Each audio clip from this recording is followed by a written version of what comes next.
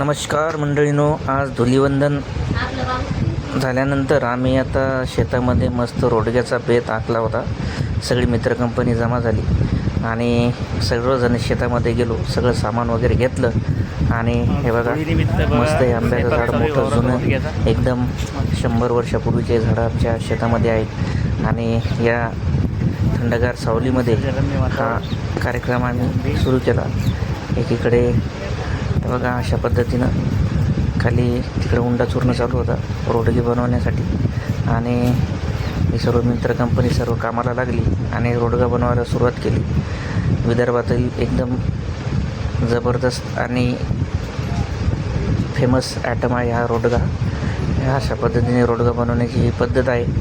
या पद्धतीनं आम्ही मस्त रोडगा बनवला आणि रोडगा बनवण्याची मजा काही वेगळीच आहे. गावात निसर्गरम्य वातावरणात आणि सर्व मित्र कंपनी असल्यावर या पार्टीचा आस्वाद घेताना हा आनंद ह्या आठवणी कायम स्मरणात राहतात.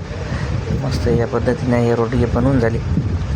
अशा पद्धतीने एक 20-25 जणायचं मग काय स्प्राईट घेऊन आला एक गडी आमचा. स्प्राईट वगैरे थंड बाहेर ऊन चालू आणि थंडगार आंब्याची सावली आणि ते स्प्राईट पिल्यानंतर मग काय काळा चहा बनवला. जेवायला वेळ होता, स्वयंपाक तयार होत होता तोवर. अशा पद्धतीनं बेसन हाटायला सुरुवात केली. बेसन बी एकदम झणझणीत मस्त तेल, त्यात तिखट, मीठ, हळद आणि कांद्याची पात अशी कापून एकदम जबरदस्त बेसन बनवलं होतं. आणि एकीकडे रोडगे भाजणं चालू होते. ते रोडगे भाजले आणि मग काय गावरान तूप आणि रोडगे, वरण भात पोळी रोडगे मस्तपैकी जेवणावर ताव मारला. आणि हे आंबे अशा पद्धतीने जेवण झाल्यानंतर थोडं रिलॅक्स. तशातच आमची गाय शेतामध्ये जाणली.